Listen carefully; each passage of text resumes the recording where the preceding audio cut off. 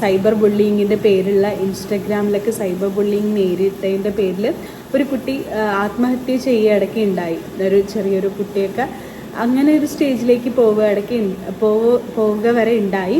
അപ്പം അങ്ങനത്തെ ഒരു സ്റ്റേജിൽ വരെ ആൾക്കാർ പോകുന്നുണ്ട് പെട്ടെന്ന് അത് മനസ്സിലേക്ക് എടുത്ത് അഫക്റ്റഡ് ആയിട്ട്. പക്ഷേ ജാസ്മിൻ എല്ലാത്തിനെയും ഒരു നിസ്സാരമായിട്ടാണ് കാണുന്നത്. അപ്പോൾ ആ രീതിയിൽ ജാസ്മിന് എപ്പോഴും നിൽക്കാൻ പറ്റുന്നുണ്ടെങ്കിൽ അതൊരു വലിയ കാര്യം തന്നെയാണ്. ഇതിനെ ഒന്നൊരു വിഷയമാക്കാണ്ട് നല്ല അടിപൊളിയായിട്ട് സൈബർ ബുള്ളിങ് ഒന്നൊരു വിഷയമല്ല എന്നുള്ള രീതിയിൽ പോകാൻ പറ്റുന്നുണ്ടെങ്കിൽ അതൊരു വളരെ നല്ല കാര്യമായിട്ട് തന്നെ ഞാൻ കരുതുന്നു. പിന്നെ ബിഗ് ബോസിലെ ജാസ്മിൻ്റെ ഗെയിമിനെ കുറിച്ച് ഇത്രയും അകത്തും പുറത്തും ഇത്രയധികം നെഗറ്റീവ്സ് ഉണ്ട് എന്ന് ജാസ്മിൻ അറിഞ്ഞിട്ടും നല്ല സ്ട്രോങ് ആയിട്ട് നിന്നതും ജാസ്മിൻ്റെ കഴിവ് തന്നെയാണ്. കാരണം എന്താ വെച്ചാൽ അതിലെ പല കണ്ടസ്റ്റൻസും പിന്നെ പ്രഷർ താങ്ങാൻ പറ്റാതെ അതൊന്നും പോകണം എന്നൊക്കെ പറയുണ്ടായി.